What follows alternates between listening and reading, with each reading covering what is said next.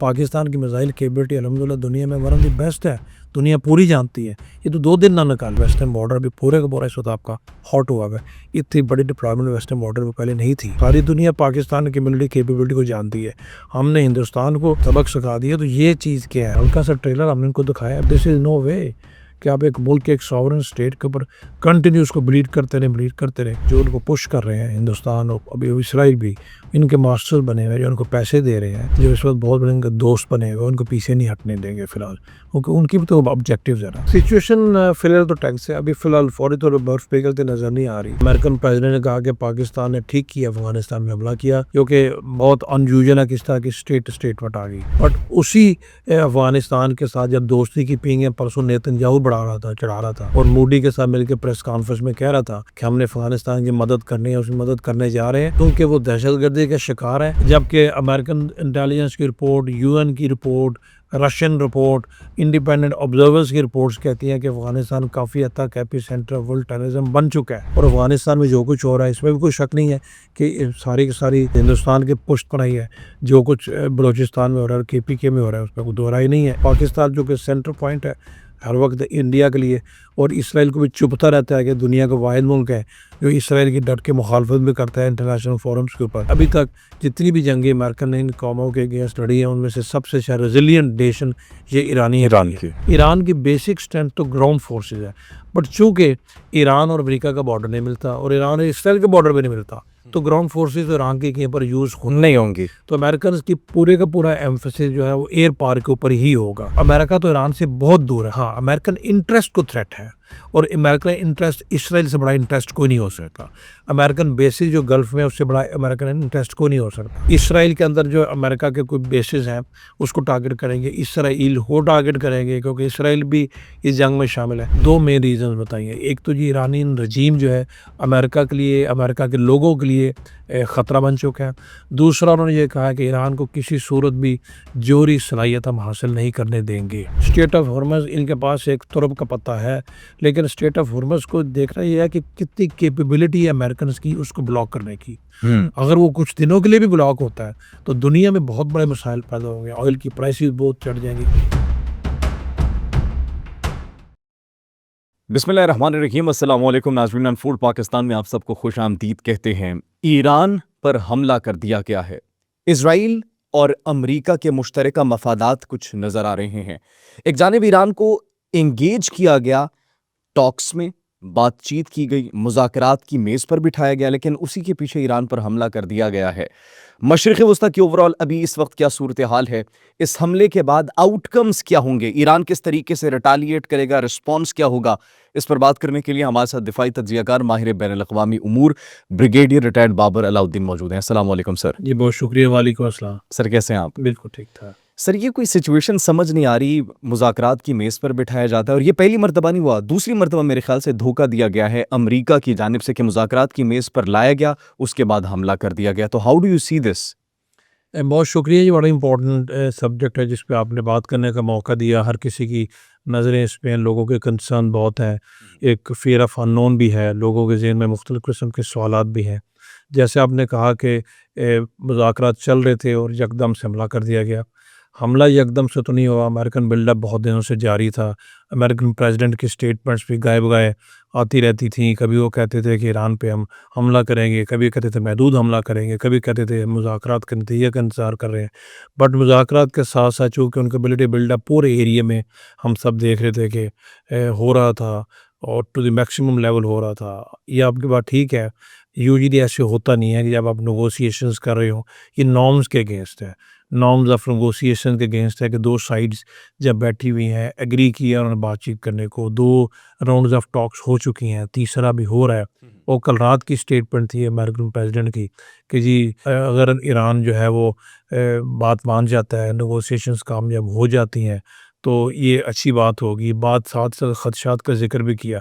But अभी in the middle of the negotiations आप Iran पे हमला कर दें, ये कोई अच्छा मैसेज नहीं किया, ये अच्छा प्रेसिडेंट सेट नहीं हुआ, इससे किसी कॉन्फ्लिक्ट रिजॉल्व नहीं होते हुए। ठीक है, अगर आपकी मर्ज़ी के मुताबिक नताइज नहीं मिल रहे, आप ऐलान कर दें, और ठीक है, आप एक रस्म पूरी कर लें, आप हिफ़्ज़ मात कदम के तौर पे या जो भी आप उसको नाम दें, आप एक अनाउंसमेंट कर दें कि ये नेगोशिएशंस कामयाब नहीं हुई, हम उससे मुतमिन नहीं थे, we walk out of the negotiations, और अभी हमारी अपनी ऑप्शंस हैं जो हम यूज़ करेंगे। वो भी आपने नहीं किया, और एकदम से आपने ईरान पे इस तरीके से हमला कर दिया इसराइल के साथ मिलके। ओवरऑल पीस के लिए डेफिनेटली अच्छी बात है, बट रियलिटी है अच्छा, हो गया। सर ये ईरान से एक्चुअली चाहते क्या है ये अमेरिका, इजराइल? क्योंकि अभी तक ऐसा हो तो नहीं सकता कि ईरान डायरेक्टली कि हम अपना न्यूक्लियर प्रोग्राम जी छोड़ देते हैं, मिसाइल प्रोग्राम छोड़ देते हैं, सब कुछ हम अपना ख़त्म कर देते हैं। This is not possible for Iran as well. उनकी भी दिफाई कैपेबिलिटीज़ हैं, उनकी भी सलामती की बात है। तो फिर क्या कोई लीडरशिप, ये रिजीम उनके लिए ख़तरा है? ख़तरा असल क्या है? 1979 के इरानियन रेवोल्यूशन के बाद आप देख लें, अभी ऑलमोस्ट 46 47 ईयर्स हो गए हैं, बल्कि अबाउट 40 ईयर्स होने वाले हैं। कभी भी ईरान और अमेरिका के ताल्लुकात ठीक ठीक नहीं रहे, रेवोल्यूशन के बाद से है, और बेसिक रीज़न यही है कि जो ईरानियन लीडरशिप है, जो इन ईरानी इनकलाब के बाद वहाँ पर जो अभी तक चली आ रही है, उसकी और अमेरिका के आपस में कभी हम-आहंगी नहीं हुई, सोच नहीं मिली। अमेरिकन के अपने इंटरेस्ट हैं, ईरान उनके अमेरिकन इंटरेस्ट को उस तरीके से मानता नहीं है। ईरानी एक नेशन है, उनकी सदियों पुरानी हिस्ट्री है, आप सब जानते हैं, हम जानते हैं, उनका एक अपना कल्चर है। ईरानी नेशंस को आप उस तरीके से बिल्कुल सबड्यू नहीं कर सकते जैसे आपने दूसरों को कर लिया, और अमेरिका ने पहले भी कोशिशें की हैं। आपको याद हो, एकदम हॉस्टेज का इशू हुआ था, आपने बुक्स में पढ़ा होगा, अमेरिकन एम्बेसी में तेहरान में, तो उस पर अमेरिका को एक सॉर्ट ऑफ एन ऑपरेशन करना पड़ा, जो कि उस तरीके से कामयाब नहीं हुआ। अमेरिकन की कोशिश तो शुरू से रही है कि ये रजीम किसी न किसी तरीके से ईरान में चेंज हो, बट उसमें कामयाब नहीं हो सके। रीज़न कि ये रजीम अभी तक पॉपुलर रजीम रहा है, इलेक्शंस भी होते रहे हैं, ये कोई उस तरीके से कोई आप कहते हैं ना, ये आमराना तर्ज़ हुकूमत नहीं है, बट इलेक्शंस होते हैं, पार्लियामेंट आती है, रेगुलर इलेक्शन होते रहे हैं। अभी वो, और अमेरिकन की कोशिश के बावजूद हम देखें, हाल ही में वहाँ पर मुज़ाहरे हुए, नाम दिया गया कि इन्फ्लेशन के अगेंस्ट लोगों ने मुज़ाहरे किए। अभी यूनिवर्सिटीज़ में कुछ चल रहे हैं, उसके पहले भी 2 साल पहले एक खातून की हलाकत का इशू बना के तो मुज़ाहरे किए गए। कोशिश तो वो करते रहे, रिजीम चेंज नहीं कर सके। बेसिक बोन ऑफ कंटेंशन तो यही है। बाकी ज़ाहिर है ईरान के अपने इंटरेस्ट हैं, आपको याद है, चाहे वो यमन है, चाहे वो हिज़्बुल्लाह का इशू लेबनान में है, चाहे वो शाम में है, इराक उनके बिल्कुल साथ है। बट आपको ये भी आपके तौसे से बताता चलूँ, जब अमेरिका ने बहुत अर्सा पहले जब इराक पे हमला किया सद्दाम हुसैन को इक़्तिदार से हटाने के लिए, तो उस वक़्त जब उन्होंने मर्ज़ी की गवर्नमेंट इराक में इंस्टॉल की, उस वक़्त ईरान ने सरेआम अमेरिका की मुखालफत नहीं की। हालाँकि ईरान नेक्स्ट डोर नेबर है। ईरान ने उस वक़्त कभी भी नहीं कहा कि जी ये अमेरिका का जो अटैक इराक के ऊपर है, ये नहीं होना चाहिए था, बिकॉज़ इंटरेस्ट डिफरेंट थे।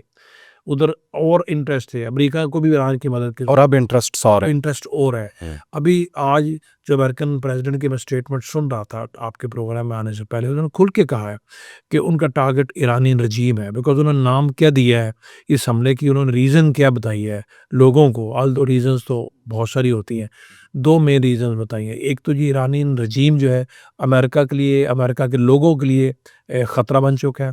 दूसरा उन्होंने ये कहा कि ईरान को किसी सूरत भी जोहरी सलाहियत हम हासिल नहीं करने देंगे। अभी आपको पता है, गुज़श्ता साल जब इसराइल ने ईरान पे हमला किया और एंड पे जाके अमेरिकन ईरानियन की न्यूक्लियर साइट्स को टारगेट किया, उस वक्त मरकज़ ने कहा कि हमने ईरान की जो जोहरी सलाहियत है काफ़ी हद तक हमने ख़त्म कर दिया। तो जब आप उस वक्त क्लेम कर रहे थे ख़त्म कर दिया, तो क्या पिछले 5 महीनों में रीबिल्ड हो गई है? बिल्कुल भी नहीं हुई। अभी तो चेक्स बहुत ज़्यादा है। तो बेसिकली और उन्होंने जब ईरानियन नेशन को बीच में अपील भी की है, ईरानी नेशन को एड्रेस भी किया है कि आप घरों में रहें, आपको फ़िक्र की ज़रूरत नहीं है, आपकी निजात बड़ी जल्दी हम दिला देंगे आपको इस रजीम से, अमेरिका के ऊपर ट्रस्ट करें, अमेरिकन प्रेसिडेंट आपकी मदद करना चाहता है। पासदारान इनकलाब को ये कहा है कि हथियार फेंक दें, एग्जैक्टली, ये भी स्टेटमेंट है। हथियार फेंक दें तो आपको इम्यूनिटी मिल जाएगी। पासदार इनकलाब कौन है? ईरान में आपको पता है कि उनकी फ़ौज जो है वो एक तो उनकी रेगुलर आर्मी है, ये पासदार इनकलाब भी हैं। इनका कॉन्सेप्ट 79 के रेवोल्यूशन के बाद ये ज़्यादा हार्ड कोर फाइटर्स हैं, और इनका रोल भी रहा है, हम सबको पता है, शाम में भी और इवन लेबनान में भी और किसी हद तक हूथियों के साथ भी। और जनरल कासिम को टारगेट अमेरिका ने करके आज से 2 साल पहले मारा भी था। तो ये एक तरफ इरानियंस को आप इंस्टिगेट अगर नहीं भी कहे, उनको आप थोड़ा-सा एक लालच दे रहे हैं कि जी आप घरों में रहें, आपके हम दुश्मन नहीं हैं। मीनिंग देयर बाय कि हमारा टारगेट आपका रजीम है, इसके खिलाफ उठ खड़े हों, इसको चेंज करने दें, हम इसके ज़रिए आपकी मदद करना चाहते हैं और आपको दुनिया के बराबर लाके तरक्की देना चाहते हैं। सर वैसे इट इज़ अ फैक्ट कि इस तरीके से जब भी रिजीम को टारगेट किए अमेरिका ने, तो उस मुल्क में तबाही आई है। आप ठीक कह रहे हैं, मतलब आप ठीक कह रहे हैं। लीबिया में क्या लीबिया खुशहाली आ गई है? नहीं, बिल्कुल सदाम के जाने के बाद क्या इराक उस तरीके से इराकी लोगों के मसाइल हल हो गए? नहीं। शाम में हाफिज़ुल असद के जाने के बाद क्या शाम अभी तरक्की के राह पे चलने के नहीं। इस तरह के रजीम्स के भी इशू होते हैं। हमें दोनों साइड से चीज़ों को देखना चाहिए। रजीम्स के भी इशू होते हैं डेफ़िनेटली, बट अगर वहाँ के लोग जो हैं, अगर उनको रजीम से कुछ तरीके से प्रॉब्लम नहीं है, अब ये बहाना बनाते हैं कि उन लोगों को आप आवाज़ नहीं उनकी उठने देते, उनको आज़ादी नहीं देते। तो भाई ईरान में तो आपको याद है उनके प्रेसिडेंट आज से कुछ अर्सा पहले जब फ़ज़ाई हादसे में उनके हलाकत हुई, ईरान में तो इलेक्शन भी हुए हैं। पॉपुलर इलेक्टेड प्रेसिडेंट है। ईरान में कौन-सा ऐसा इश्यू है? ईरान में कोई आमराना तर्ज़ हुकूमत नहीं है। ईरान में पार्लियामेंट है और वो पार्लियामेंट का अपना एक तरीक़ाकार है। हर मुल्क की पार्लियामेंट का अपना तरीक़ाकार होता है। जमहूरियत का बेसिक कॉन्सेप्ट तो एक है, बट जमहूरियत को चलाने के तरीके तो हर जगह मुख्तलिफ है ना जी, जो किसी को सूट करता है। तो ओवरऑल बेसिकली लगता भी ये है, और मुझे उन्होंने कुछ छुपा के बातें रखी कि इस बेसिक हमले का मकसद, क्योंकि जो लोग टारगेट भी कर रहे हैं, तो उससे लगता यही है कि उन्होंने ये जो हमला शुरू किया है, वो ईरानियन रजीम को इस तरीके से चेंज करना चाहते हैं कि ईरानियन रजीम को टारगेट किया जाए, पब्लिक को कहा जाए कि जी अभी आप खुद मालिक हैं और हम आपके साथ हैं, और उनको बाहर आने पे मजबूर किया जाए। पब्लिक बाहर आए तो आप हमले उस तरीके से रोक दें और फिर अपनी मर्ज़ी का किसी तरीके से रजीम इंस्टॉल करके तो जो आप चाहते हैं वो कर लें, क्योंकि बाकी तो और रीज़न इस वक्त नज़र नहीं आती। और अभी तो हमें कुछ स्पेकुलेशन की ज़रूरत भी नहीं है। जो अमेरिकन प्रेसिडेंट की मैं भी स्टेटमेंट भी सुन के आ रहा हूँ, आपने भी सुनी हो, उसने खुल के जिक्र किया इन चीज़ों का, जिससे ज़ाहिर होता है कि इस वक्त उनका पर्पज़ यही है। एग्जैक्टली ऐसा सर एक और पर्पस की भी बात की जा रही है एज यू सेड बिफोर कि ईरान के न्यूक्लियर प्रोग्राम से बड़ा खतरा है इनको। हालांकि उन्होंने 5 महीने पहले जो हमले किए थे, अटैक्स किए थे, उन्होंने उन अटैक्स के अंदर न्यूक्लियर साइट्स को निशाना बनाया। उसके बाद इनकी director intelligence Tulsi Gabbard I guess, उनकी स्टेटमेंट आती है कि ईरान न्यूक्लियर कैपेसिटी उनके पास नहीं है, ना जोहरी हथियार बना रहे हैं। इनके जनरल्स की स्टेटमेंट आती है। तो फिर आपको ये बड़ा लेम सा वो नहीं लगता एक्सक्यूज़ कि हाँ उनकी जोहरी तनसीबात को निशाना बनाना, ये जोहरी हथियार बनाने वाले हैं? हमेशा तकरीबन यही जवाज़ या फिर इनके रिजीम को जवाज़ बनाकर हमला किसी हद करते तक लेम लगता है, बट ये भी हकीकत है कि ईरान ने किसी हद तक तो अपने जो न्यूक्लियर प्रोग्राम रीजन उसकी कोई भी हो, कुछ डेवलप उन्होंने किया हुआ था। वो स्टेज पे नहीं आए थे कि फुल न्यूक्लियर पावर बन जाए, और पिछले साल इनको नुकसान भी हुआ, बट ये भी हकीकत है कि सिर्फ वही साइट्स नहीं थी, कुछ तो था कि जिसकी वजह से ईरानियन भी गिव अप नहीं कर रहे थे, और कुछ तो था जिसकी वजह से अमेरिकी बार बार इंसिस्ट कर रहे थे कि जी आप टोटल अपना न्यूक्लियर प्रोग्राम कैप करें। But coming back to your first question जो आप और मैं बात कर रहे थे, जब ईरानियंस खुद एग्री करके इन मुज़ाकरात पे आ गए हैं, आ गए हैं। तो ये चीज़ें मुज़ाकरात में सेटल करने वाली होती हैं ना जी। कि अमेरिका अगर फॉर एग्जांपल कह रहा है कि जी आप अपना जौहरी प्रोग्राम मुकम्मल कैप करें, ईरान कहता है जी हम उसको पीसफुल पर्पज़ के लिए रखना चाहते हैं, आईएईए के अम्ब्रेला के अंडर आप उसको चेक्स करें, आप उसको जो भी इंस्पेक्शंस करें, और वो दुनिया के लिए ख़तरा नहीं है।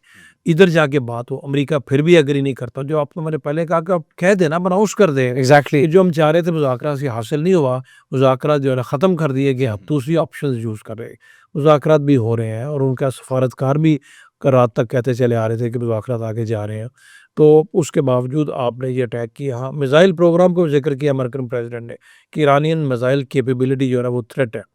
इसमें इस हद तक हकीकत है कि ईरान के पास एक मिसाइल ही एक किसी हद तक डिटेरस थी। आपने देखा पिछले साल इसराइल के साथ जो हमला उन्होंने किया था, तो ईरानियन एयरफोर्स तो बहुत ही वीक सी एयरफोर्स है, उनके पास किस तरह की कोई एयर पावर भी नहीं है। अभी वो कोई रशिया के साथ कोई मुआहदा करने जा रहे थे, जिससे बार रशिया से उन्होंने कोई एयरक्राफ्ट ले रहे थे। मिग 29 आती है। ईरान की जो एयर डिफेंस है वो भी बहुत स्ट्रांग नहीं है, इसराइलीज़ को बहुत हद तक वो काउंटर नहीं कर सके। ईरान की नेवी भी कोई बहुत स्ट्रांग नहीं है, और डोनाल्ड ट्रंप ने कहा है कि ईरानियंस की नेवी को अटैक करेंगे। बेसिकली आप बनाए हुर्मस में ईरान अगर पॉसिबल उसका ब्लॉकेट अगर करने की तरफ जाता है, जाए उससे दुनिया की बहुत ट्रेड इफेक्ट होती है। मैं स्ट्रेट ऑफ हुर्मस की बात करूँ तो शायद उस कैपेबिलिटी को नलिफाई करने के लिए वो कह रहे हो वॉट एवर नेवी ईरान है उसको टारगेट किया जाए। ईरान की बेसिक स्ट्रेंथ तो ग्राउंड फोर्सेज है, बट चूंकि ईरान और अमेरिका का बॉर्डर नहीं मिलता, और ईरान और इसराइल का बॉर्डर भी नहीं मिलता, तो ग्राउंड फोर्सेस ईरान के कहीं पर यूज़ हो नहीं होंगी। तो अमेरिकन की पूरे का पूरा एम्फेसिस जो है वो एयर पावर के ऊपर ही होगा और अमेरिका की एयर पावर जो है वो ज़ाहिर दुनिया की सबसे बेस्ट है।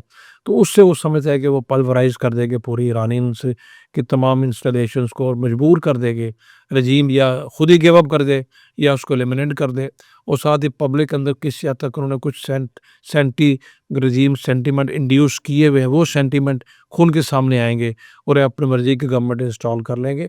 आपने दुरुस्त फरमाया जहाँ-जहाँ उन्होंने अपनी मर्ज़ी की गवर्नमेंट इंस्टॉल्स की हुई है पिछले 20 सालों में, गवर्नमेंट तो अपनी मर्ज़ी की इंस्टॉल कर ली। लेकिन उसके बाद केओस ही आया। लेकिन उन मुल्कों का क्या बना मुड़ के नहीं वहाँ पर देखा, ना मुड़ के लीबिया को देखा, ना मुड़ के अफ़गानिस्तान को देखा या आपके यमन को देखेंगे। शाम को भी वक़्ती तौर पे देख तो नहीं रहे वहाँ का रजीम चूँकि अब इनका फ्रेंडली है तो उनको वहाँ पर ऐसी कुछ चीज़ नज़र नहीं आती। तो रजीम इनका मकसद भी यही होता है, लोगों की भलाई क्या होती है, क्या नहीं होती, वो तो फिर वहाँ के लोगों के सोचने और देखने का काम है। बट ये कॉन्फ्लिक्ट मैं देखता हूँ कि इन तमाम कॉन्फ्लिक्ट से डिफरेंट होगा। व्हाटएवर इरानियंस हैव देखिए ईरान के पास जो कुछ भी है, उसको यूज़ करने का मौका भी तो यही है। ये तो नहीं हो सकता कि वो अपनी बर्बादी भी करा लें और जो उनकी कैपेबिलिटी है उसको यूज़ भी ना कर सकें। ये दूसरी बात है, जैसे कुछ रिपोर्ट्स आ रही हैं कि ईरानियंस कुछ मिसाइल दागे भी हैं। अभी था आप अराउंड 30 30 अराउंड मिसाइल्स था। अभी वो जो मिसाइल उन्होंने फायर किए हैं, उनके टारगेट्स क्या थे, किस हद तक इफेक्टिव है, किस हद तक अपने मकसद अचीव कर चुका है, किस हद तक उनके अमेरिकन एसेट्स को नुकसान या इजरायली एसेट्स को नुकसान पहुंचा है, वो बात की बात है। अगर तो कोई मीनिंगफुल उसका इम्पैक्ट आता है फिर डेफिनेट ईरान जंग की नौयत बदलेगी। अगले चंद दिनों में अमेरिकन जो है ना वो एंटी रजीम सेंटीमेंट्स को उस तरीके से नहीं उभार सकते, पब्लिक बाहर नहीं आती या रजीम जो है ना वो गिव अप नहीं करता तो फिर जंग की नौयत बदलेगी। फ़िलहाल तो उन्होंने अपने को टारगेट किया हुआ है सिर्फ ईरानियन रजीम को, लोगों को फ़िलहाल नहीं कर रहे, आम पब्लिक प्लेसेस को नहीं कर रहे। लोगों को एक किस्म का उन्होंने एक लालच दिया है कि जब इनके ख़िलाफ़ हो जाए तो हम आपको कुछ नहीं कहेंगे। ये टैक्टिक्स होती है, बट मुझे नहीं लगता कि ये सब इतना आसान है जैसे आपको मैंने कहा कि अभी तक जितनी भी जंगें अमेरिकन ने इन कौमों के अगेंस्ट लड़ी हैं उनमें से सबसे शायद रेज़िलिएंट नेशन ये ईरानी ईरान है। की। और रजीम के मुखालिफ भी लोग होंगे, हर जगह गवर्नमेंट के मुखालिफ भी होते हैं, बट अवाम की अभी भी एक बड़ी अक्सरियत इनके साथ है, वो इनके साथ है, अभी तक ये कोशिश कामयाब नहीं हो सकी। अच्छा सर, कुछ मिसाइल्स जो यूएस बेसेस हैं गल्फ अरब ममालिक के अंदर, वहाँ से भी दागे जाने की इतलात मौसूल हो रही थी। तो अब ईरान के पास कौन-कौन से ऑप्शंस इस वक्त मौजूद हैं? उन बेसेस को क्या निशाना किया बनाया जा सकता है, हमला उन पर किया जा सकता है? सेकंड ऑप्शन आपने हरमज़ पर बात की आपने, तो वो कौन-कौन सी ऑप्शंस हैं? मैं चाहता हूँ कि उस पर भी आप ज़रा देखिए, कमेंट जब भी दें। आप पे हमला होता है, तो जहाँ से थ्रेट इमिनेट हो रहा है, आप उसी को टारगेट करते हैं। आप मिसाइल साइट्स को टारगेट करते हैं, अब आप एयरफोर्स की बेसिस को टारगेट करते हैं, आप कमांड एंड कंट्रोल सेंटर्स को टारगेट करते हैं, ताकि आप overall command and control centres को टारगेट करने के बाद आप जो उनका कमांड स्ट्रक्चर है, उसको डिस्ट्रॉय करें और उस तरीके से जो वॉर के दरमियान कोहेजन होती है, वो ना रहे, अनसर्टेनिटी, कन्फ्यूजन हो। अभी ईरान के ऊपर जो अटैक्स हो रहे हैं, बेसिकली ज़ाहिर है अमेरिका के जो बेसिस गल्फ़ में, बेसिकली गल्फ़ में बेसिस किधर है? कतर में है, उनकी सऊदी अरेबिया में तो नहीं है। वहीं से ये अटैक कर रहे होंगे। मैं पूरी तफ़सील चूँकि आपके प्रोग्राम में आ रहा था तो मैं तफ़सील उसकी नहीं देख सका, लेकिन जब लास्ट टाइम इन्होंने किया था ईरान के न्यूक्लियर इंस्टॉलेशन तो कतर से किया था, आपके ईरान ने रिटेलिएट भी किया था। डेफ़िनेटली जहाँ पर भी ईरान के ऊपर जहाँ से भी हमला हो रहा है, इनके बैरिबेडे से हो रहा है तो उसको टारगेट करेंगे, इनके बेसिस से हो रहा है तो उसको टारगेट करेंगे और उन्होंने कहा अमेरिका के अंदर जाके तो टारगेट कर नहीं सकते, अमेरिका तो बहुत दूर है। इसराइल के अंदर जो अमेरिका के कोई बेसिस हैं, उसको टारगेट करेंगे, इसराइल को टारगेट करेंगे क्योंकि इसराइल भी इस जंग में शामिल है, उन्हीं को ये टारगेट करेंगे। स्ट्रेट ऑफ हॉर्मज़ इनके पास एक तुरप का पत्ता है, लेकिन स्ट्रेट ऑफ हॉर्मज़ को देखना ये है कि कितनी कैपेबिलिटी है अमेरिकन्स की उसको ब्लॉक करने की। हुँ। अगर वो कुछ दिनों के लिए भी ब्लॉक होता है, तो दुनिया में बहुत बड़े मसाइल पैदा होंगे, ऑयल की प्राइसेज़ बहुत चढ़ जाएँगी। अच्छा सर, अभी ये खबर भी मौसूल हुई है कि तेल की कीमतें ऊपर जाना अभी से शुरू हो चुकी हैं। वो तो आप जो तेल की कीमतें पहले से वो ख़तरात महसूस करते हुए वो होता ना जी कि पता नहीं क्या कुछ हो जाए। जब आप फेर ऑफ अननोन की वजह से भी वो तेल की कीमतें जाना शुरू हो जाती हैं।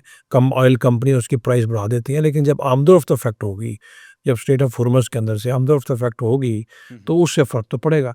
बट वही बात कि किस हद तक उसको ये ब्लॉक कर सकते हैं, इनकी कैपेबिलिटी कैसी है। आज तक इस तरह की ब्लॉकिंग कभी इन्होंने की भी नहीं, और आज तक कभी अगर छोटी मोटी हुई है तो उस ब्लॉकिंग को कभी किसी ने इस तरीके से काउंटर भी नहीं किया। अमेरिकन प्रेसिडेंट का ये कहना कि हम ईरानी नेवी को टारगेट करेंगे, ईरानी नेवी को बहुत बड़ा पोर्टेंट थ्रेट नहीं है, तो इसी कॉन्टेक्स्ट में टारगेट करना चाह रहे होंगे। तो जहाँ से थ्रेट एमिनेट हो रहा है उसी को ईरानियंस भी टारगेट करेंगे, बट अनफॉर्चुनेटली ईरानियंस के पास इस तरह के लॉन्ग डिस्टेंस टारगेट को एंगेज करने के लिए एयरफोर्स तो है नहीं, उनके पास मिसाइल्स ही हैं। मिसाइल्स और रॉकेट्स। एक्सेप्ट हो जाते हैं, आपको पता है बहुत सारे, क्योंकि अमेरिकन का इजराइलीज का एयर डिफेंस सिस्टम बड़ा स्ट्रॉन्ग है। बट वही बात है, अगर आप 10 मिसाइल दागे या 2 से 3 भी अपने टारगेट में पहुंच जाए, तो ये भी हकीकत है कि अमेरिका और इसराइल जैसे जो ममालिक हैं ये बहुत ज़्यादा कैजुअलिटी कॉन्शियस होते हैं। ईरान के 100 बंदे भी अगर मारे जाएंगे तो वो नई बात होगी, उनके 2 भी मारे जाएंगे तो बहुत चीखो पुकार होती है। अभी देखा लास्ट ईयर इसराइल के साथ क्या हुआ, तो वो वाली इन चीज़ों को एक्सपेक्ट नहीं कर रहे होते। तो इसलिए उनका छोटा सा नुकसान भी अफ़गानिस्तान में देखा करते थे, 2 अमेरिकन सोल्जर मरते थे तो बैक होम बहुत सारा क्रिटिसिज्म शुरू हो जाता था कि you are just killing your own people, pushing them into a war which is not Americans war. तो ये भी चीज़ें होती है, वो वहाँ पर पब्लिक बैकलैश भी बहुत आता है। तो ये डिपेंड करता है, कुछ मेरे ख्याल 2 से 4 घंटों में आज रात तक थोड़ी किस सूरत हाल किस सिमत जाती है पता लगना शुरू हो जाए। अच्छा सर, ये जो अमेरिका ने भी इसराइल के साथ मिलकर हमला किया है, it does not seems like कि ये वो यूएस फर्स्ट की पॉलिसी अपना रहे हैं डोनाल्ड ट्रम्प, जो कि कहते रहे हैं यूएस फर्स्ट, अमेरिका फर्स्ट। ऐसा लग रहा है इसराइल फर्स्ट की पॉलिसी अपना रहे हैं, क्योंकि जितने भी आपने अभी वजूहात पेश की, उन वजूहात की बिना पर तो ये हमला करना बनता ही नहीं था। तो ये सिर्फ इसराइल को क्या खुश करने के लिए किया गया है? इसराइल का कितना इन्फ्लुएंस अमेरिकन पॉलिसीज में आपको पता ही है। छोटी सी एग्जांपल दूंगा कि कल अमेरिकन प्रेसिडेंट ने कहा कि पाकिस्तान ने ठीक किया अफगानिस्तान में हमला किया, क्योंकि बहुत अनयूजुअल है किस तरह की स्टेटमेंट आ गई कि पाकिस्तान ने ठीक किया है, हम पाकिस्तान के साथ है।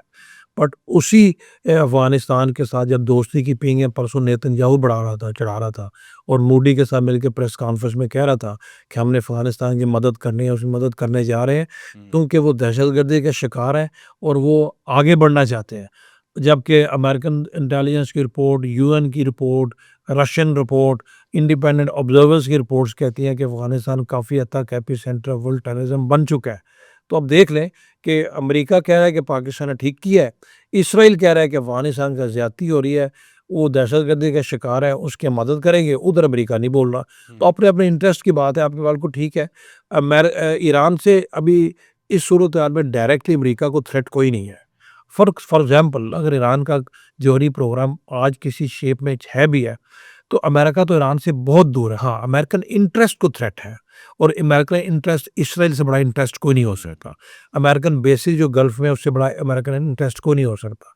सुपर पावर है, वो हेजेमोनी से आता है, हर जगह अपना इन्फ्लुएंस चाहता है। तो अमेरिका में तो बैक होम उनको कोई भी प्रॉब्लम नहीं रही। सेकेंड वर्ल्ड वॉर में क्या था, अमेरिका में तो कोई अटैक नहीं हुआ था। अमेरिकन ने आके जापान पर अटैक किया, अमेरिकन ने आके इधर आके एलाइट्स के ऊपर अटैक किया, क्योंकि वजह सारी ये थी, इनका उनको उस वक्त इंटरेस्ट था। उस वक्त उनका इंटरेस्ट था एलाइड्स, मतलब इसमें बरतानिया है, फ्रांस है, ये तो आज भी इस तरह के इंटरेस्ट है। सुपर पावर के interest away from own territory यही होते हैं। तो अमेरिका यही समझता है कि ईरानियंस के जो मिसाइल प्रोग्राम या जौहरी प्रोग्राम है वो उनके इन एसेट्स के लिए इंटरेस्ट है। बट मेरा ख्याल है वो किसी हद तक यकीनन होगा।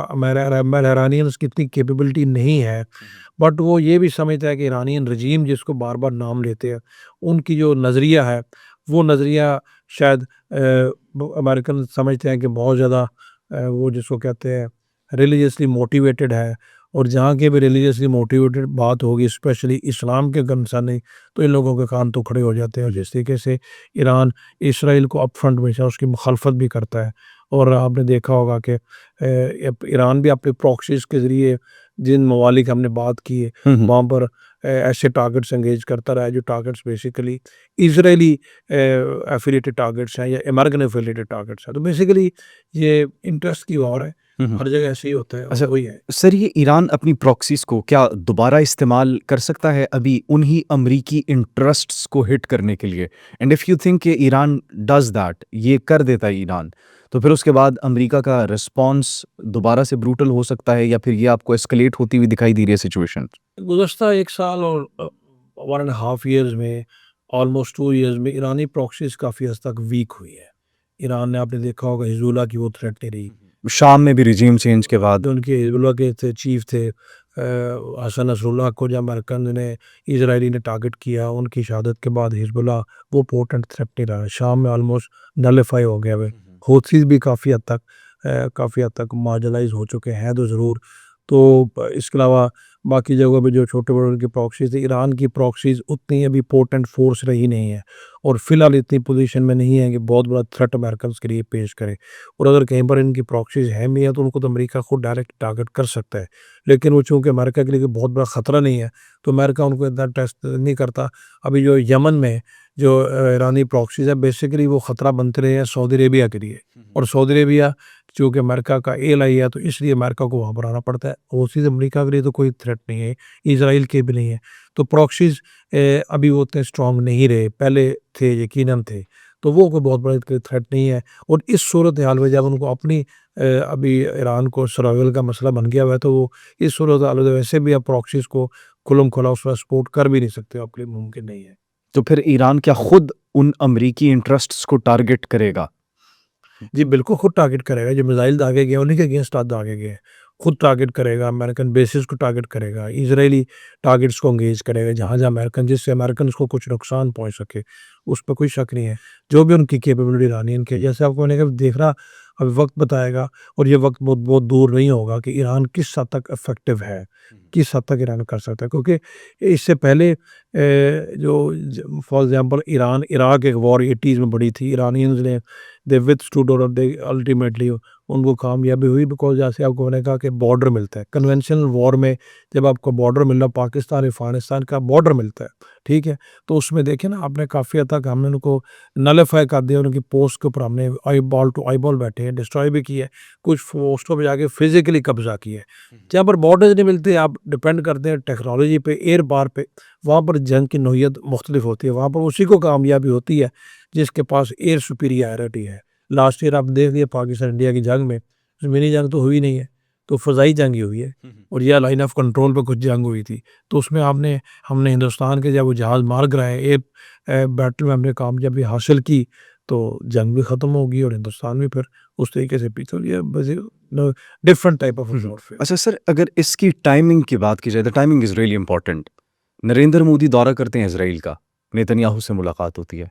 उसी के फ़ौरन बाद अफ़गानिस्तान की जानिब से पाकिस्तान पर हमला कर दिया जाता है, और अब उसके फ़ौरन बाद हमला कर दिया गया है ईरान के ऊपर। तो क्या ये अलायंस है, ये कोई ताने-बाने आपस में मिलते हुए आपको दिखाई दे रहे हैं, इज़राइल के, अफ़गानिस्तान के, भारत के? भारत और हिंदुस्तान और इसराइल की अलायंस में कोई ढकी-छुपी बात नहीं है। आपने एक रोज़ा दौरा जो हुआ है इसका नरेंद्र मोदी का, उसमें कोई इक़्तिसादी किसी किस्म का इकोनॉमिक एग्रीमेंट तो कोई नहीं हुआ, कोई ट्रेड एग्रीमेंट तो कोई नहीं हुआ। हाँ, ये बात हुई है एक दिन के दौरे पे, प्रेस कॉन्फ्रेंस में भी वो एक-दूसरे को जप्पियाँ लगा के भाई बन रहे थे। तो बात तो सारी एक-दूसरे की उसकी हुई, और पाकिस्तान जो कि सेंटर पॉइंट है हर वक़्त इंडिया के लिए, और इसराइल को भी चुभता रहता है कि दुनिया का वाहिद मुल्क है जो इसराइल की डट के मुखालफत भी करता है इंटरनेशनल फोरम्स के ऊपर, और आंखों में आंखें डाल के भी देखता है। तो अलायंस तो बन चुका है, इसमें कोई शक नहीं है। और अफ़गानिस्तान में जो कुछ हो रहा है इसमें भी कोई शक नहीं है कि सारी की सारी अपना हिंदुस्तान की पुष्ट पनाही है। जो कुछ बलूचिस्तान में हो रहा है, केपीके में हो रहा है, उसमें कोई दो राय नहीं है। उनके पास पैसा भी आ रहा है, रिसोर्सेज भी आ रही हैं। अभी ये भी हकीकत है कि ये नहीं हो सकता कि जहाँ पर बिलखुसूस इसराइली इन्वॉल्व हो, या इवन इंडियंस भी हों तो अमेरिका को पता ना हो, ये भी है। बट यही तो इंटरेस्ट की बात है ना, ये अमेरिका खुद बीच में नहीं आता, लगता नहीं है कि फ़िलहाल आएगा भी। खुद पाकिस्तान को पैट कर रहा है, पाकिस्तान की लीडरशिप की तारीफ़ कर रहा है। सके साथ ही साथ उसका मेजर एलाई इज़राइल जो है, वो हर मुमकिन कोशिश कर रहा है कि किसी तरीके से हिंदुस्तान के साथ मिला जाए, जब अफ़गानिस्तान को सपोर्ट किया जाए, वो पाकिस्तान के ख़िलाफ़ है, हर वक़्त दहशतगर्दी, जंग किसी सूरत-ए-हाल। तो ओवरऑल मैं कहता हूँ कि अभी वक़्त ये है कि इस तरह की चीज़ों को एक डिफरेंट कॉन्टेक्स्ट में देखना चाहिए, रियलिटीज़ पे देखना चाहिए, जो कि अभी इस वक़्त अच्छी बात है कि हमारी इस वक़्त मिलिट्री और पॉलिटिकल लीडरशिप इस चीज़ को रियलाइज़ कर चुकी है, और उनका स्टांस बहुत क्लियर है। और स्टांस ये है कि सबसे पहले अपने मुल्क का इंटरेस्ट देखें। आपका अपने मुल्क का इंटरेस्ट, अगर आपके मुल्क की सलामती आपको अज़ीज़ होनी चाहिए, आपके अपने जो सिक्योरिटी इश्यूज़ एड्रेस्ड हैं, तो भाई बिल्कुल ठीक है। फिर दूसरों की आप मदद भी करें, और मदद आपने सफ़ारती अखलाकी करनी होती है। वो ज़माना गुज़र गया कि आप बगैर देखे बुझे समझे आप पुरानी ताल्लुकात की बुनियाद पर या हिस्टोरिकल ट्रेडिशनल रिलेशंस की बुनियाद पर किसी को सपोर्ट कर रहे हो और आपकी अपनी भी तबाही हो गई है। और दूसरी बात बहुत क्लियर है कि आप अपनी जंग खुद ही लड़नी है, किसी ने आपकी जंग नहीं लड़ी। एग्जैक्टली। ईरान ने अपनी जंग खुद ही लड़नी, हमने भी पिछले साल अपनी जंग खुद ही लड़ी थी। कोई आपको सफारती सतह के ऊपर तो कोई आपकी मदद कर देगा, या फिर आपका अमेरिका और इसराइल जैसा ताल्लुक होना चाहिए कि एक की जंग को अपनी जंग समझ के तो खुद लड़ना शुरू हो जाए, अदरवाइज ऐसा नहीं होता। आप देख लें कि अभी ये जंग शुरू हो चुकी है, आप लोगों के स्टेटमेंट्स देखें कि दुनिया के सुपर पावर्स के स्टेटमेंट भी देखें, कोई कहेगा जी हम सूरत हाल का जायज़ा ले रहे हैं, कोई सिर्फ इतना कह देगा कि ये नहीं होना चाहिए था, कोई मजम्मत कर देगा, खुल के अप फ्रंट नहीं कहेगा। हालांकि ये दूसरी जंग है। अमेरिका ने, आपको याद होगा, इराक की जंग भी विदाउट यूएन अम्ब्रेला शुरू की थी, कोई यूएन से अमेरिका ने इजाज़त उस वक्त भी नहीं ली थी। आज जो अमेरिका ने ईरान के ऊपर हमला किया है, यूएन बिल्कुल साइड पे, यूएन को पता भी नहीं है। तो उस वक्त भी यूएन ने क्या कर लिया था, बाद में उसको रेक्टिफाई कर दिया था। ठीक है, तो अभी भी आप यही देखें कि क्योंकि ये इंटरेस्ट की बात है, अपने अपने नेशनल इंटरेस्ट की बात है। अपने इंटरेस्ट के लिए कि कोई परमानेंट एलाइज नहीं होते। आज एक एलाई है, कल दूसरा, अनलेस कि वही अमेरिका इसराइल के ताल्लुकात की नौयत बिल्कुल मुख्तलिफ है। उस तरह की नौयत शायद दुनिया में किसी दो और दूसरे मालिक की हो। तो इसलिए आप देखिएगा, और हमारे लिए थोड़ा सा पाकिस्तान के लिए सिचुएशन थोड़ी टेंस है, डिफरेंट है, फॉर वेरियस रीजंस। अमेरिका के साथ हमारे ताल्लुकात आजकल बहुत अच्छे चल रहे हैं। अमेरिकन प्रेसिडेंट हमारी पॉलिटिकल मिलिट्री लीडरशिप के गीत गा रहे हैं, अनयूजुअल है। और ईरान के साथ आपके बरादराना ताल्लुक़ है। आपने पिछले साल ईरान इसराइल की जंग में ईरान की खुल के आपने फलां की मदद की थी, जी। एक्नॉलेज भी किया था। अब बात यह है कि आप इस वक्त तो डायरेक्ट जंग ईरान और अमेरिका की आ गई, अमेरिका से आपका करीबी ताल्लुक आता है। बट मैं समझता हूँ कि जिस तरीके से हमने पर डिप्लोमेटिक कार्ड्स खेले हैं पिछले 2 सालों में, ये ये है कि हमारी लीडरशिप में इस वक्त क्लैरिटी बहुत है, इसमें कोई दो राय नहीं है। तो होपफुली उम्मीद की जानी चाहिए कि इस सिचुएशन में भी हम अपने आप को इस तरीके से बचा के रखेंगे कि अपना इंटरेस्ट भी लुक आफ्टर हो, और साथ ही साथ जहाँ पर हमने रेलेवेंट होना है रेलेवेंट भी हो। अच्छा सर, आप पाकिस्तान के कॉन्टेक्स्ट में जिस तरीके से बात कर रहे हैं, इजराइल ने, अमेरिका ने हमला कर दिया है ईरान पर, लेकिन क्या ये जंग पाकिस्तान की सरहद तक पहुंच सकती है? क्योंकि ईरान के साथ हमारा बॉर्डर है, अफगानिस्तान के साथ ऑलरेडी टेंस सूरत हाल है, मार्का हक का गुस्सा अभी तक भारत को है, उनको पूरी दुनिया में रुसवाई का सामना करना पड़ रहा है। तो पाकिस्तान की बॉर्डर सिचुएशंस को आप कैसे देखते हैं? 2 जंगें तो ऑलरेडी इस वक्त जारी है और तीसरी जानिब से भी खदशा है। बहुत लंबा बॉर्डर है पाकिस्तान ईरान का, और वो बॉर्डर भी हमारे सूबा बलूचिस्तान के साथ से गुजरता है। बलूचिस्तान में सिचुएशन आप पता ऑलरेडी ऐसी है, वहाँ पर इंडियन प्रॉक्सीज लगी हुई हैं, और माजी में हमें कुछ अर्सा पहले तक ईरान से भी कुछ शिकायत रही है कि वो उससे कि मेयर्स नहीं लेता। जंग बॉर्डर तक पहुँचेगी नहीं पहुँचेगी, बूट्स ऑन ग्राउंड मैं नहीं देख रहा। और जहाँ तक इनकी एयर स्ट्राइक्स का ताल्लुक है, वो तो उन्होंने करनी है जहाँ जहाँ ईरानियंस के मिलिट्री इंस्टॉलेशन एसिड्स हैं। पाकिस्तान के साथ जो ईरानियन बलूचिस्तान या सीस्तान का बॉर्डर है, वहाँ पर ऐसे कोई एसिड्स हैं तो वहाँ पे वो टारगेट करेंगे।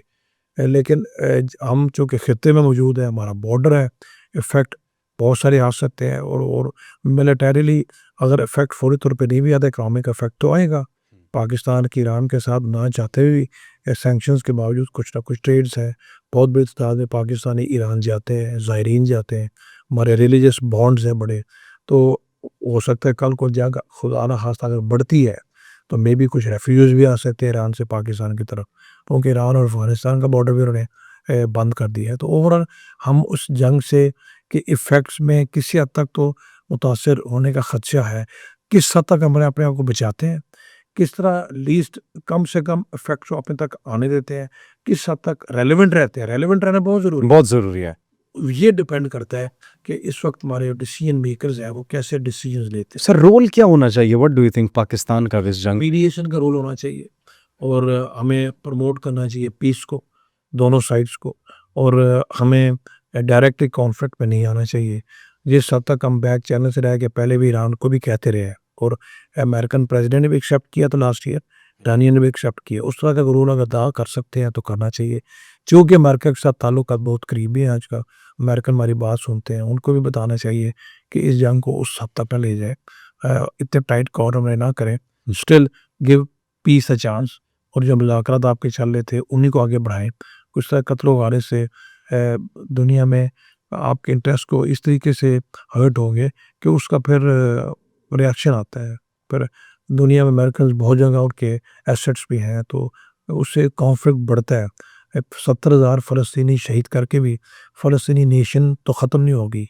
फ़लस्तीन मसला तो ख़त्म नहीं हो गया, मसला अपनी जगह मौजूद है। फ़लस्तीनी अपने इलाके को छोड़ के अब को जाने में मजबूर तो नहीं कर सके। तो एक ऐसा वक्त आता है जहाँ पर लोगों के लिए ज़िंदगी इतनी अहमियत नहीं रखती फिर, ख़ास तौर पे जहाँ पर आपकी सर्वाइवल की बात हो जाए। ईरानियंस, इसमें कोई शक नहीं है, जब एक तो रजीम चेंज करना चाहते हैं, ये भी तो हो सकता है कि जो लोग इस रजीम के थोड़ा बहुत ख़िलाफ़ हैं, वो भी सारे के सारे रैली अराउंड कर जाएँ इस रजीम के। बस इस तरह की सिचुएशन में जब ये पता लगे कि वो एक रजीम को टारगेट करके बैठे हैं भाई इस रीज़न की वजह से, तो लोग कहते हैं अच्छा ये बात है तो हम सब इनके साथ हैं। ये भी हो जाए, इस तरह की सिचुएशन बोथ वेज़ जा सकती है। छोटी-मोटी जो आपके डिफरेंसेस होते हैं, वो लोग भी आपके साथ खड़े हो जाते हैं। तो ये टू वे होता है, डिपेंड करता है कि किस तरीके से आगे चलता है। बट आई एम श्योर कि पाकिस्तान इस डिफ़िकल्ट सिचुएशन में बड़ी अक्ल दानिश के साथ अपने कार्ड्स खेलेगा। सर अफ़गानिस्तान की भी सिचुएशन पर भी थोड़ी-सी बात करना चाहूँगा। ग़ज़ब लिल हक़ पाकिस्तान ने जो है वो ऑपरेशन जारी किया अफ़गानिस्तान के की जानिब से जो स्ट्राइक्स और बिला-इश्तियाल फायरिंग की गई थी उसके बाद। तो पाकिस्तान और अफ़गानिस्तान के माबैन आपको कोई बर्फ़ पिघलती हुई दिखाई दे रही है? Was this response necessary? क्योंकि अफ़गानिस्तान को हमने बारहा समझाने की कोशिश की, टेबल टॉक्स किए, मुज़ाकरात हुए, लेकिन नहीं माने वो। उन्होंने कहा कि नहीं हम दिल्ली की स्पॉन्सरशिप पर चलेंगे, तो फिर ऐसा है तो फिर ऐसा ही सही। सिचुएशन फ़िलहाल तो टेंस है, अभी फ़िलहाल फ़ौरी तौर पे बर्फ़ पिघलती नज़र नहीं आ रही। रीज़न ये है कि ज़ाहिर है जो उनको पुश कर रहे हैं हिंदुस्तान और अभी इसराइल भी, इनके मास्टर्स बने हुए हैं जो उनको पैसे दे रहे हैं, जो इस वक़्त बहुत बड़े इनके दोस्त बने हुए हैं, उनको पीछे नहीं हटने देंगे फ़िलहाल। क्योंकि उनकी भी तो ऑब्जेक्टिव्स है ना, और जब तक ऑब्जेक्टिव को अचीव नहीं होते, जो कि इंशाल्लाह कभी भी नहीं हो पाएँगे, तो ये उनको पीछे नहीं हटने देंगे क्योंकि सब कुछ आपके इनके हाथ में नहीं है। और पाकिस्तान का रिस्पॉन्स की आपने बात की है, रिस्पॉन्स बहुत ज़रूरी था। हम बहुत देर से एक ज़िम्मेदार रियासत की हैसियत से उनको बताते चले आए थे। मेरे मेल रिस्ट्रिक्टिंग और remaining with in the norms of diplomatic जो तरीक़ाकार होता है, लेकिन वो नहीं समझे। उन्होंने पाकिस्तान की कमज़ोरी समझ ली, हमने बहुत सारा नुकसान उठाया। हमारे मुल्क में बतदरीज आप देखें ये हमले बढ़ते चले जा रहे हैं, आम लोग बेचारे शहीद हो रहे हैं, फ़ोर्सेस के लोग शहीद हो रहे हैं। 1 लाख के करीब पाकिस्तानी अपनी जानें दे चुके हैं, और ये दहशतगर्दी का ये तूफ़ान बदतमीज़ी की तरफ थमने को नहीं आ रहा। मसाजिद को टारगेट कर रहे हैं, पब्लिक प्लेसेस को कर रहे हैं। फिर पाकिस्तान के पास और ऑप्शंस क्या रह जाती थी? हमने बारहा दुनिया को बताया, डोज़ियर्स शेयर किए, इन्फॉर्मेशन शेयर की कि किस तरीके से नेटवर्क जो है सरेआम वहाँ पर अभी फैल रहा है। 9/11 के वक़्त अफ़गानिस्तान के ऊपर अमेरिका को जब हमला करना पड़ा नेटो को, तो उनको एक शिकायत थी कि ओसामा बिन लादेन को उनके हवाले करें। तो उस वक़्त जब 2001 में जब ये अटैक किया था, उस वक़्त दाइश तो नहीं थी, आईएसआईएस नहीं थी, टीटीपी नहीं थी, खुरासान ग्रुप नहीं था। ये दूसरे जो उनके बहुत सारे दर्जनों टेररिस्ट ऑर्गेनाइज़ेशन नहीं थी, किसी हद तक अल-कायदा के कुछ लोग वहाँ पर रहते थे, जो कि उनके पुराने मुरासिम थे तालिबानों के साथ। आज तो ये सब वहाँ पर मौजूद है। इनके डेन्स हैं, इनके ओपन सेंटर्स हैं। तो पाकिस्तान जो जंग बेसिकली लड़ रहा है, दुनिया का कोई मुल्क ये जंग नहीं लड़ सकता। मैं उस जंग में खुद शरीक रहा हूँ, कोलंबिया से तक शरीक रहा हूँ। इन इलाकों में मैंने सर्व किया हुआ है। मुझे इनकी नेचर पता है, मुझे डायनामिक्स पता है। ये नेगोशिएशन की बात तो करते हैं ना, अनफॉर्चुनेटली हमारे मुल्क में कुछ लोग इनके पॉलिटिकल गेन्स के लिए हमदर्द बन जाते हैं कि इनको चांस दें, बातचीत करें। ये बातचीत को हमेशा टाइम गेन करने के लिए यूज़ करते हैं। और फिर हमला करते हैं। Back attack again. तो पाकिस्तान और क्या करता? और फिर पाकिस्तान बावजूद इसके कि किसी मुल्क के अंदर इस्तात भी हो, सारी दुनिया पाकिस्तान की मिलिट्री कैपेबिलिटी को जानती है। हमने हिंदुस्तान को सबक सिखा दिया, तो ये चीज़ क्या है? अल्हम्दुलिल्लाह सबको पता है कि पाकिस्तान क्या कर सकता है, लेकिन हम फिर भी रिस्ट्रेंट शो करते हैं क्योंकि हम कोलैटरल डैमेजेस को अवॉइड करते हैं। हम आम पब्लिक को नुकसान नहीं पहुँचाना चाहते। अदरवाइज़ जो पाकिस्तान की एयर पार है, उन्होंने नूरस्तान से शुरू हो नीचे कंधार तक आप कारपेट बॉम्बिंग करें, आप पल्वराइज़ कर देंगे पूरे के पूरे ईस्टर्न अफ़गानिस्तान को विदिन अ वीक, बचेगा कुछ नहीं। लेकिन हम नहीं करना चाहते। नेटो यही किया करता था। हम अपनी कैजुअल्टीज़ करा लेते हैं क्योंकि हम आम पब्लिक का नुकसान नहीं करना चाहते। बट कन्वेंशनल वॉरफेयर में चूँकि हमारी स्ट्रेंथ अल्हम्दुलिल्लाह बहुत ज़्यादा है, अभी हमने उनको कन्वेंशनल मोड में जाके रिस्पॉन्स दिया है। दूसरा मोड वो समझ नहीं रहे थे। दहशतगर्दी उनका मोड है, तो कन्वेंशनल वॉरफेयर फिर हमारी स्ट्रेंथ है। और तो दहशतगर्दी एंटी टेररिज्म ऑपरेशन में भी पाकिस्तान फ़ौज का दुनिया में सानी अभी कोई नहीं है। दुनिया हैरान है कि इतनी लंबी जंग कोई साल के बाद भाग गया, कि 2 साल के बाद भाग गया। और याद रखिए, जो अफ़गानिस्तान के अंदर आके जंगें लड़ते रहे ना, चाहे वो रशियन थे या बिलख़ुसूस नेटो थे, ग्राउंड ऑपरेशन बहुत कम करते थे, ज़मीन पे तो आते ही नहीं थे। और ये कहते हैं ये अफ़गानिस्तान हमने सुपर पावर्स का कब्रिस्तान बना दिया। कोई कब्रिस्तान किसने नहीं बनाया। कभी रशिया को ना निकाल सकते, पाकिस्तान इनका साथ ना देता तो। पाकिस्तान की मदद से जो कुछ हुआ तो हुआ। तो अभी जब हमारे पास और ऑप्शन नहीं को रही, तो हल्का सा ट्रेलर हमने इनको दिखाया। अभी भी हमें इसका पूरा बंदोबस्त, अभी भी वे stopping short of that, but this is no way कि आप एक मुल्क के एक सॉवरेन स्टेट के ऊपर कंटिन्यू उसको ब्लीड करते रहे और आप समझ लें कि वो कुछ करेगा नहीं है। आपने सेल्फ डिफेंस भी किया है। अमेरिका कर सकता तो हम क्यों नहीं कर सकते भाई? मतलब हर कोई कर रहा है। इसराइल कर सकता है तो हम क्यों नहीं कर सकते? हमारा तो केस ही बहुत स्ट्रांग है। अच्छा, ये बड़ा माइनर रिस्पॉन्स था आप कह रहे हैं अभी पाकिस्तान की जानिब से। रिस्पॉन्स है, जो कुछ हम कर सकते हैं आप भी जानते हैं। हम माशाल्लाह स्टूडेंट हैं, आप पढ़ते रहते हैं, जियोपॉलिटिक्स को पढ़ते हैं। अभी तो ये ढकी-छुपी बात को नहीं है, आपको पाकिस्तान की कैपेबिलिटी का पता है। Long range surface to surface missile तो अभी तक हमने इस्तेमाल नहीं यूज़ किया। और पाकिस्तान की मिसाइल कैपेबिलिटी अल्हम्दुलिल्लाह दुनिया में वन ऑफ द बेस्ट है। दुनिया पूरी जानती है। ये तो 2 दिन ना निकाले, लेकिन बात वही है कि कोलैटरल डैमेजेस को अवॉइड करते हैं। अभी भी हमने इनके इम्पोर्टेंट मिलिट्री इंस्टॉलेशंस को टारगेट किया। सिविलियंस को भी हमने सिविलियंस को बिल्कुल नहीं, टारगेट नहीं किया। एग्ज़ैक्ट। अगर सिविलियंस को टारगेट करना हो तो 2 दिनों में तो 10,000 बंदा वहाँ पर मर गया हो। तो इनके जो एम्यूनेशन डिपोज़ थे या कोई लॉजिस्टिक इनके जो बेसिस थे, logistic basis for their terrorist activities, not for आम पब्लिक। बिकॉज़ लॉजिस्टिक जो इनके जो पाइल-अप्स होते हैं वो आम पब्लिक की, जैसे हमारे मुल्क में जो फूड डिपार्टमेंट के भी तो गोडाउन्स होते हैं ना, इस तरह की जगहों को हमने टारगेट बिल्कुल ही नहीं किया। अभी भी हमने बड़े प्रोफेशनल तरीके से रिस्पॉन्स दिया है, जो कि दुनिया में लोग देते नहीं हैं।